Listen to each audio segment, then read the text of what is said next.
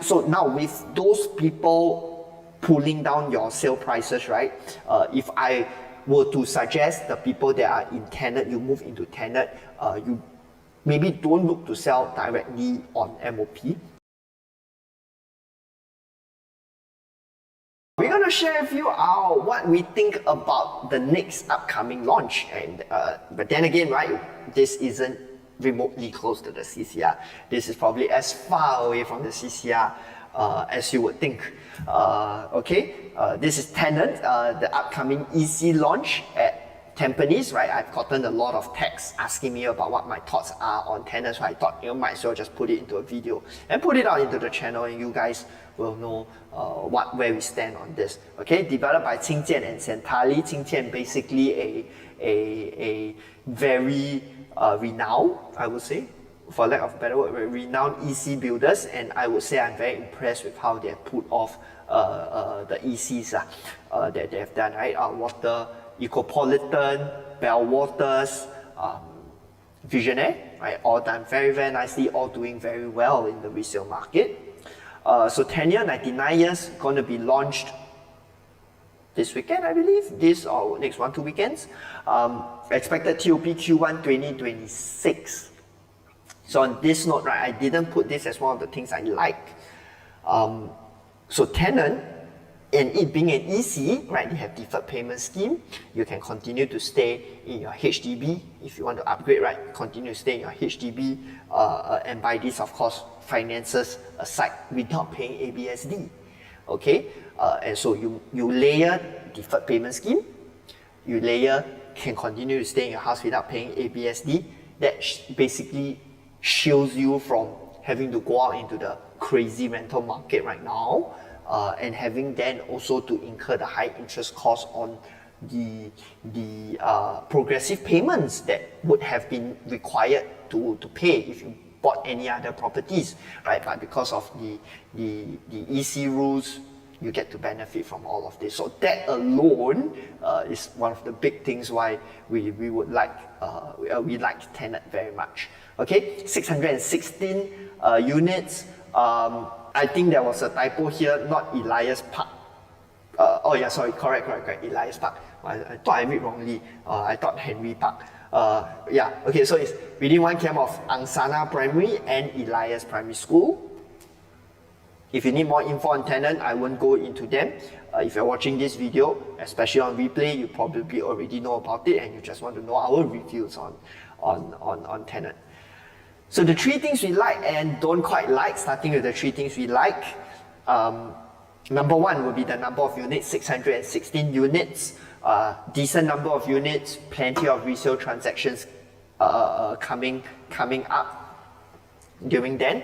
I believe 616 is probably bigger than both Trillion and City Life, if I'm not wrong. Yeah, so for those of you who follow, you know how much we like number of units, how much emphasis we put into the number of units within a development. Number 2, low supply. Low supply not just in terms of ECs in general. This year only 3 ECs launched, and Tenet by far would be the one in the most mature location. The next ones being North Kaya and Koppen Grand. Okay, Koppen Grand up and coming, but honestly nothing much there yet. Tenet, even though also in an up and coming area, but well supported by an extremely mature Tampines. Okay, number 1 on low supply in EC, island-wide, market-wide. Number 2, low supply in terms of also condos in Tampines, right? Tampines being a mature area has actually very, very little condos. If you exclude away Avenue 10, which to be honest, is super far away from the MRT station, even further away than Tenet. If you exclude away those within, let's say, a 1 km of the original Tampines MRT, use your hand can count the number of condos already. So in Tampines, very, very low supply. Tampines being a mature estate and also having a huge number of HDB upgraders coming in, because that is, I think they are ranked top 3 or top 4 in terms of the number of HDB BTOs coming into a particular town, it's going to be a high demand, low supply dynamics, making the exit strategy very, very safe. Okay. Number 3 will be the upcoming plots over at the Tenet area. For that, may we jump again over to the master plan. Okay, so you look at Tenet over here, there's still going to be one plot coming up right next to it, 2 plots coming up right next to it. 1, 2, 3. Oh, but this one is going to be a interchange really, so this wouldn't be the case. But I think this one may be temporary interchange because it's still classified in the color as residential. But at the very least, we have this one that's coming up. Again, will pull your price up. And I think the plumbers one of them all would be this commercial development that's going to come up over here. This blue color, yeah, this blue will be a integrated development. Okay, so it's going to be shopping centers, a full-size shopping center, and as well as residences on the top. And so if you want to make a guess, Pasir Ris 8 already got some units hit 2,000 plus PSF. I believe 2,000 will be basically the baseline price for the development over here. So now, if they have a big shopping mall opening up over here, so you're going to have a lot of benefits as an existing owner over there. Number 1, provide you with a lot of amenities. You then don't have to travel all the way down to Tampines Mall anymore, right? Down over here. Number 2, they're going to help you pull up your prices. You're going to look extremely good value for money when those guys come up. So don't have to worry about your $1,300 entry price. So don't look backwards, look forward, okay? Coming back to slides. Hello, sorry to interrupt. We'd like to take the opportunity to thank you for watching the video and also to share why we do what we do. Is to empower consumers with hard facts and figures, quality research and real-life examples to allow them to make the most informed property decisions. So if you found our videos useful, the only thing we ask for is for you to smash that like and subscribe button so that the YouTube algorithm can push out our videos to more consumers. Thank you, and back to the video. Right, so now 3 things we don't quite like. Number 1 would be the highway, of course. But I think the developers were quite smart about it.